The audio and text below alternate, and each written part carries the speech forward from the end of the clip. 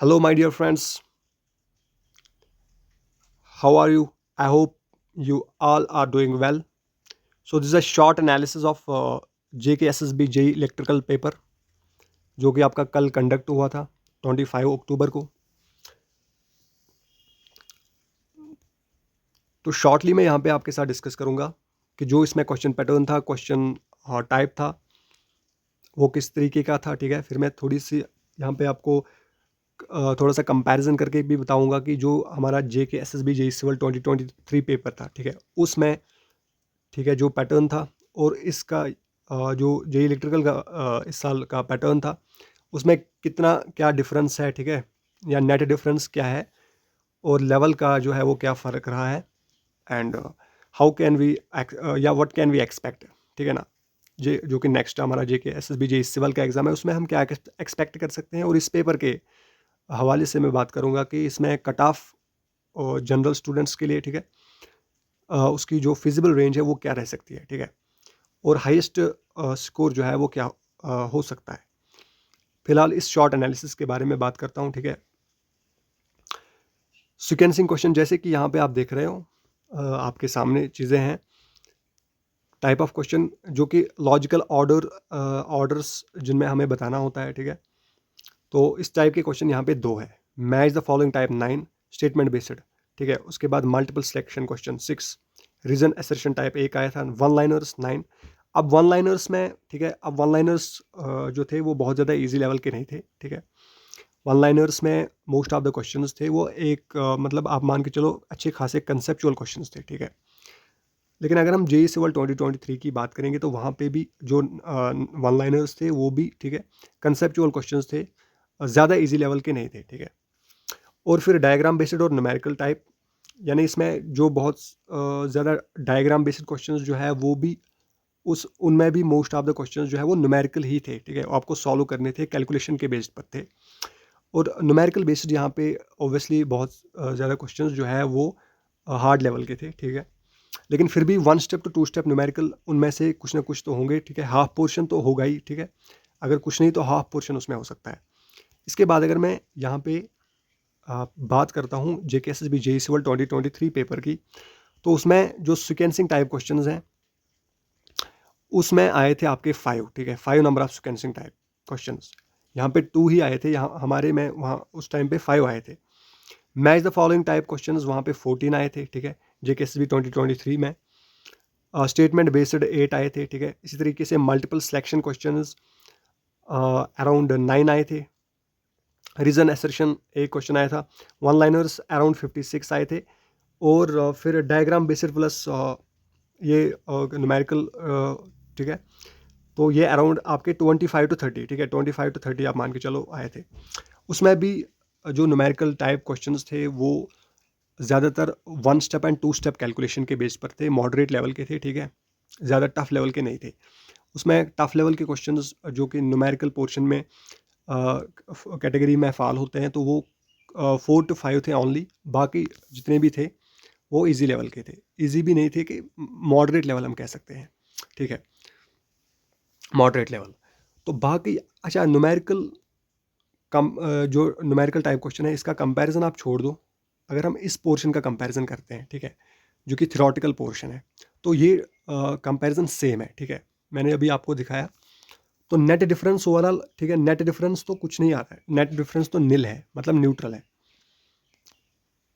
ये पोर्शन बिल्कुल यहाँ पे सेम टू सेम पैटर्न है। ठीक है, सेम टाइप ऑफ क्वेश्चंस है, चाहे वन लाइनर्स में हम कंसेप्चुअल क्वेश्चंस की बात करेंगे। ठीक है, रीजन असर्शन स्टेटमेंट टाइप जो भी आप यहाँ पे क्वेश्चन टाइप ले लोगे। ठीक है, अब रही बात न्यूमेरिकल्स की, तो वहाँ पे थोड़ा सा, ठीक है, न्यूमेरिकल टाइप पोर्शन हमारे पेपर में उस टाइम पे उसमें ज़्यादा ट्रिकी लेवल या टफ हार्ड लेवल के न्यूमेरिकल्स नहीं आए थे। यहाँ पे इनके न्यूमेरिकल्स जो थे वो हार्ड लेवल के पूछे गए थे बहुत ज़्यादा।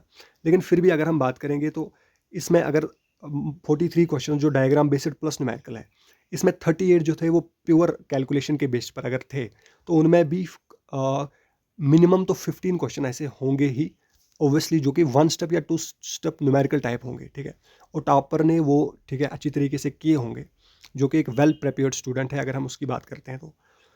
और इस पोर्शन में भी वो अच्छा खासा स्कोर कर सकता था। तो उसके हिसाब से अगर हम यहाँ पे देखेंगे जो ऑप्टिमिस्टिक स्कोर बनता है दैट इज़ 100, इसी तरह से most likely score 96, pessimistic score 90 और जो हाईएस्ट एक्सपेक्टेड स्कोर बनता है दैट इज़ 95। ठीक है, तो highest expected score pert analysis के बेसिस पे मैं यहाँ पे आपको बता रहा हूँ।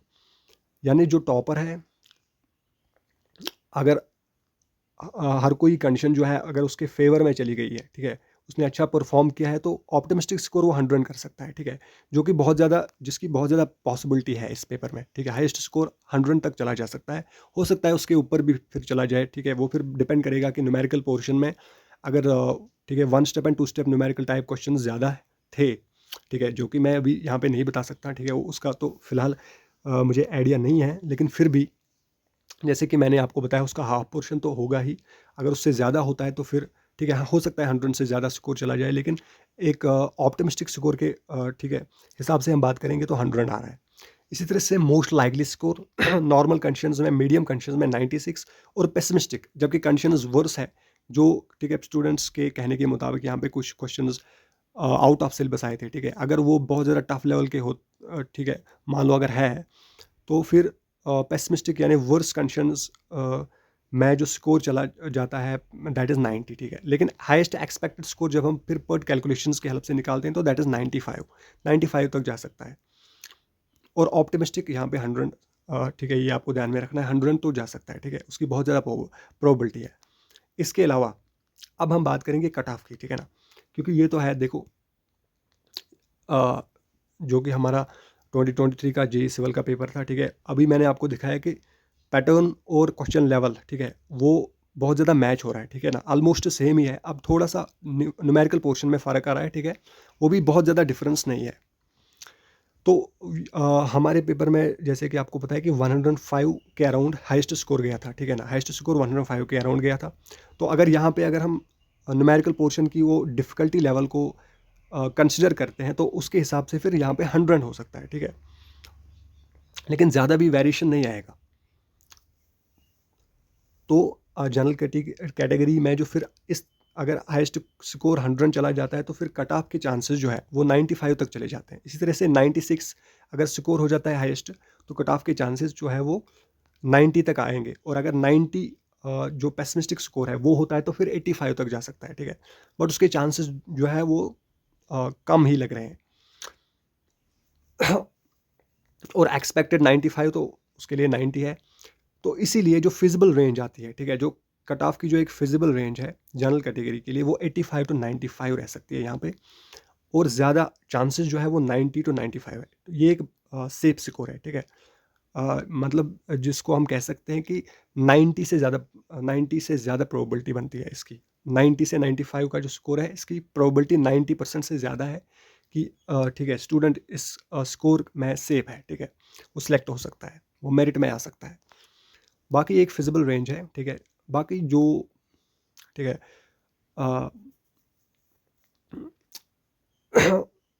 बहुत सारे लोग यहाँ पे ठीक है धोखे में रखते हैं स्टूडेंट्स को कि कट ऑफ जो है वो 70 से ऊपर नहीं जा सकती, 60 से ऊपर नहीं जा सकती, 60 टू 70 ही रहेगी। लेकिन ठीक है, इतना भी वेरिएशन मेरे हिसाब से तो नहीं आ सकता।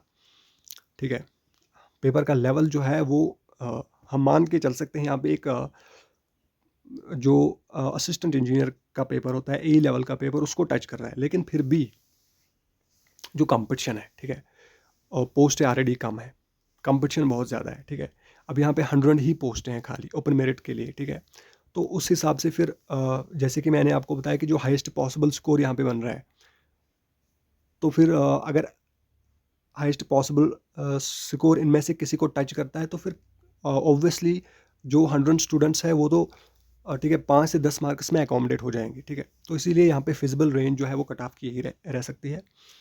एंड बाकी अगर हम जेईई सिविल पेपर की बात करेंगे, नेक्स्ट जो हमारा एग्ज़ाम है, तो उसमें भी हमें यही पैटर्न जो है वो देखने को मिलेगा। ठीक है, पैटर्न यही रह सकता है। तो हमें पता है कि ज़्यादा टारगेट यहाँ पे जो है वो statement based question, match the following type question, उनको ये ज़्यादा टारगेट कर रहा है। ठीक है, न्यूमेरिकल तो चलो पूछ ही रहे हैं। ठीक है, 1 स्टेप 2 स्टेप न्यूमेरिकल उनमें से जो है वो हमें ज़्यादा फ़ायदा दे सकते हैं। बाकी जो टफ लेवल के न्यूमेरिकल्स होते हैं वो तो सिर्फ टाइम वेस्टिंग है। ठीक है, और इसके अलावा अगर हम बात करेंगे वन लाइनर्स की, तो उसमें भी जो क्वेश्चंस पूछ रहा है अभी वो कंसेप्चुअल पूछ रहा है, ठीक है, ज़्यादा। तो कंसेप्ट पे ज़्यादा फोकस जो है वो